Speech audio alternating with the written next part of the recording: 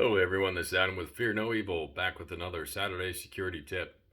Today, the subject is guns at night done right. So, we're talking about how to safely store, access, and use your firearm that you have for home protection at night, most likely stored on your nightstand or in the general vicinity of your bed. There's a lot of factors involved in doing that safely and effectively that you might not have thought about. So, we'll discuss that today. We got 5 things to talk about. First thing is stage your gun safely. Um, we've all seen the old westerns where somebody's keeping their revolver under a pillow. I hope you're not doing that. If you are, give your gun to somebody that's responsible, and come back when you're when you're prepared to do things right. No need to do that. We got all kinds of gun storage options these days. They even have a holster that there's a flat part that fits between your mattress and your box spring, and the gun hangs down and it's safely holstered.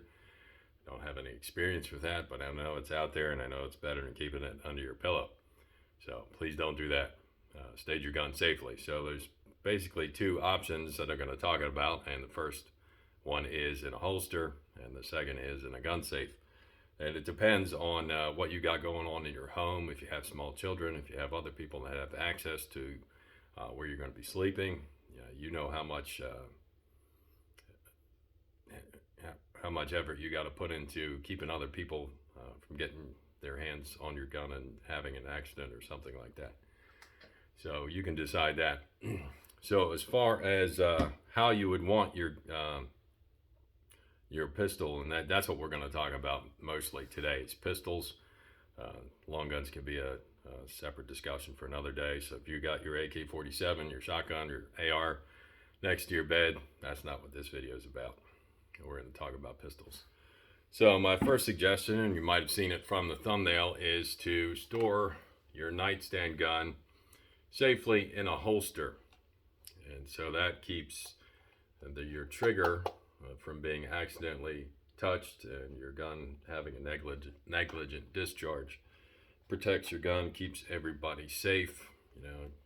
Sometimes we're fumbling around at night looking for the light switch, doing different things on our nightstand, so you don't want your trigger accidentally or negligently touched in any way. So keep it in a holster, and it eliminates that risk.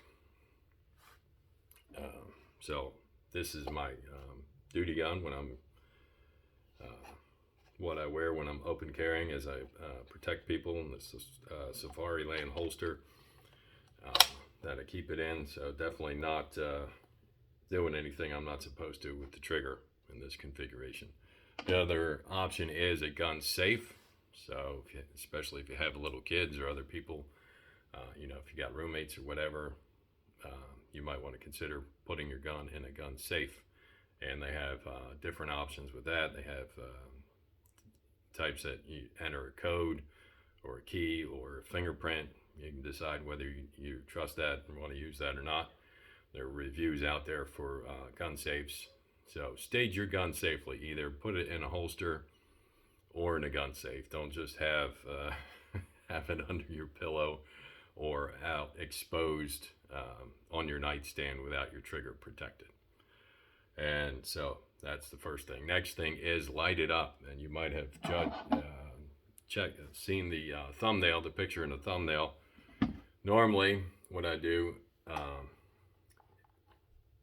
very good modeling here, but so I'll have this the pistol on my nightstand. I'll have the flashlight on top of it, and this is a detached white light, and this is better for a lot of reasons than having a weapon mounted light.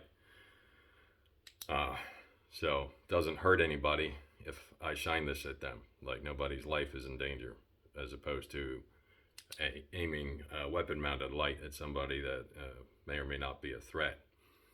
So target identification is supremely important. We're talking about guns at night done right. So if even non-gun people.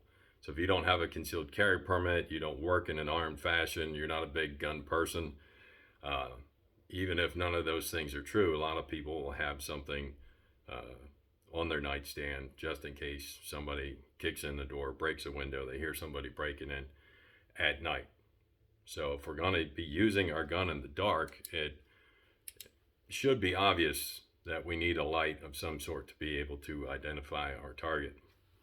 So I recommend having something just like this, and I've got it on low so I don't wash out the screen here. Now, if that's not how I keep it on full lumens, because I'm not, if I'm lighting things up with a flashlight, I'm not worried about saving my night vision or anything. I want to be able to really affect the person's vision. If they're, if I have somebody that's hostile that has broken in, I want to take away their night vision, but I'm not worried about mine. But this would actually temporarily blind them and take away their ability to see me. So you want to have a light, and preferably you want to have a detached light like this and one on your gun, because you don't shoot at a noise. There's been plenty of fathers out there that heard noise in the middle of the night and just shot at a noise, and next thing you know, it's their teenage son that just came back from being out with his friends late. So it is imperative that you identify your target before you start aiming gun at something, and definitely before you start pulling the trigger. So get yourself a light. It'll help you. Now, as far as a weapon mounted light,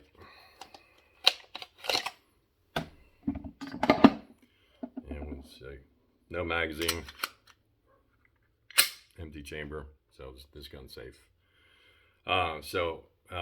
Good idea to have a weapon mounted light also, because if things get more serious and you are presenting your pistol at a threat, this is more efficient than the flashlight. So now, what would I recommend if suppose you didn't have a detached light? There's a lot of people saying, don't ever use a weapon mounted light. Well, there are ways to mitigate the risk.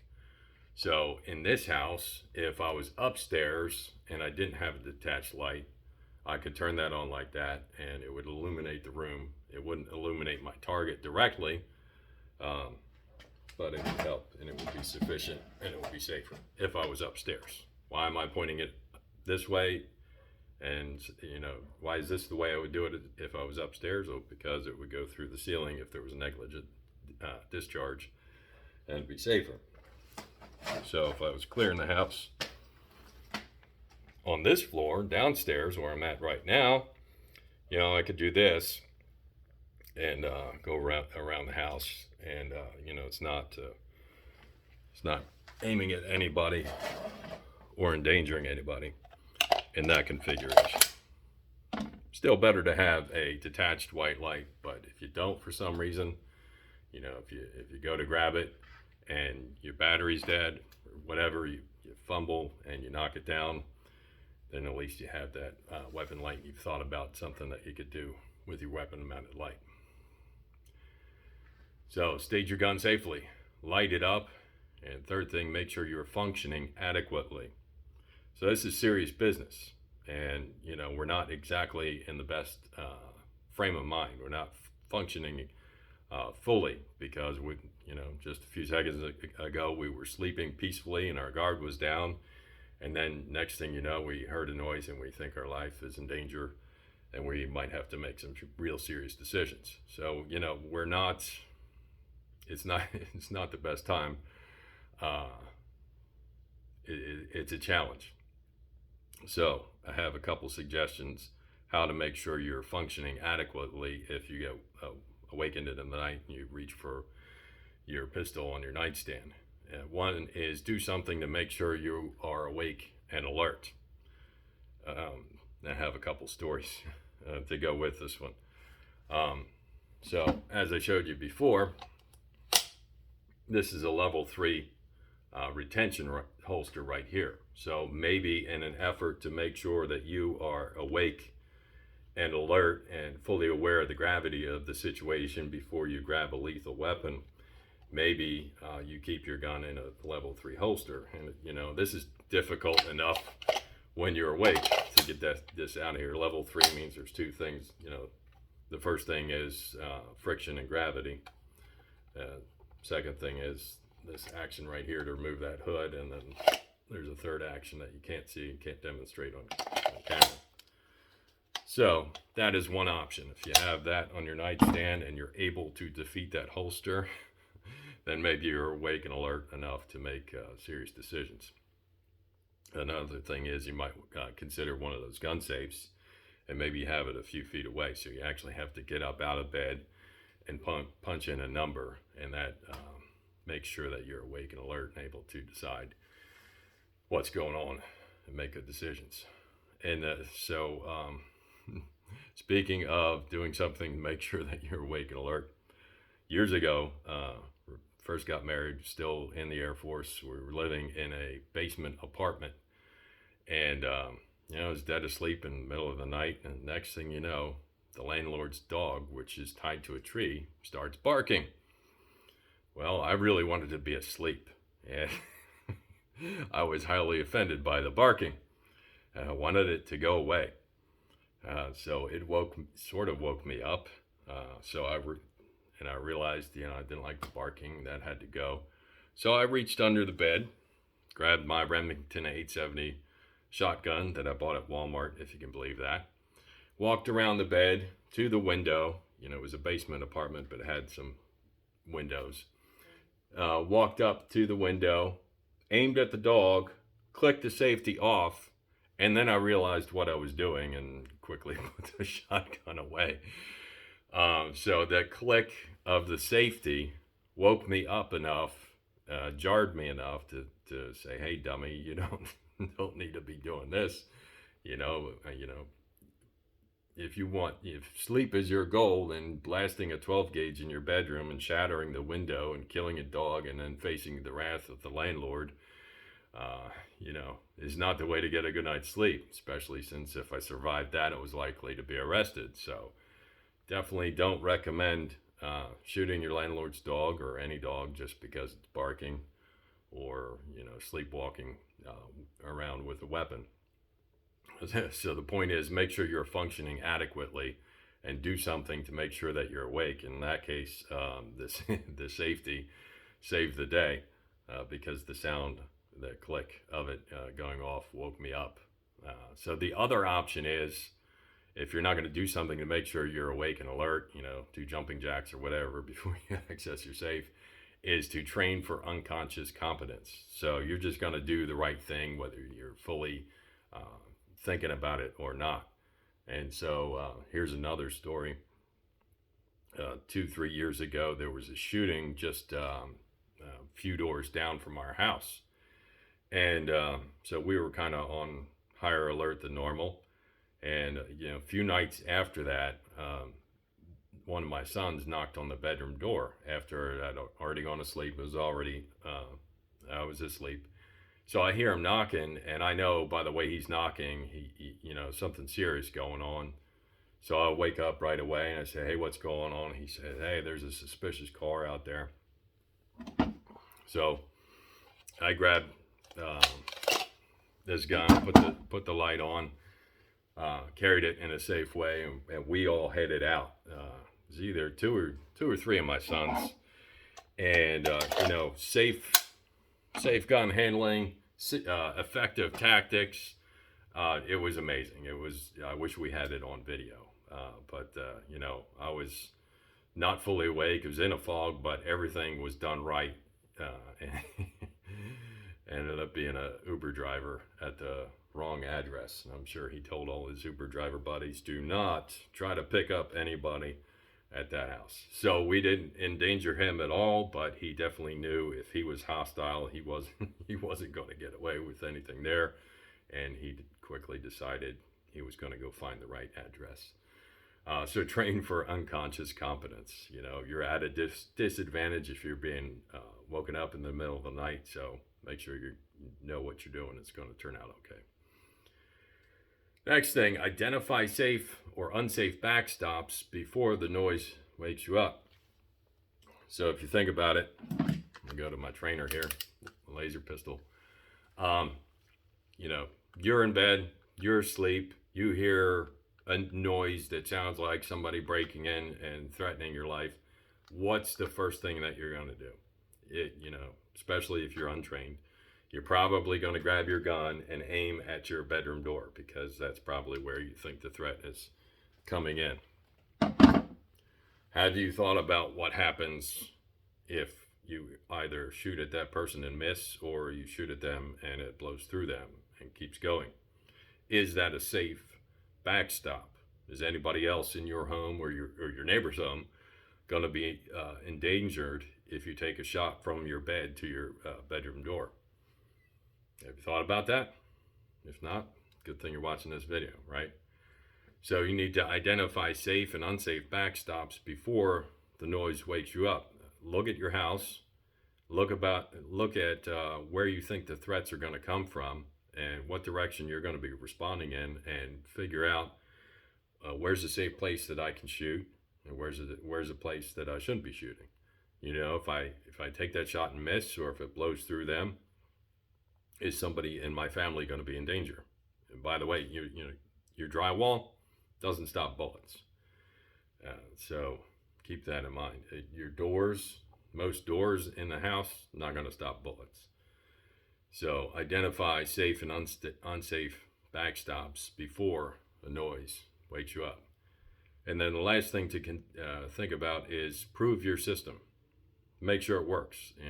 Go through it and think about things step by step before you hear that noise in the middle of the night that causes you to hit the panic button. Think about your order of operations. What are you going to do first?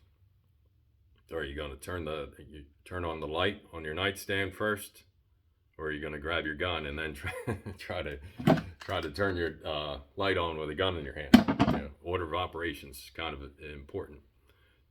Your blanket, your cover, your sheets, whatever's on top of you.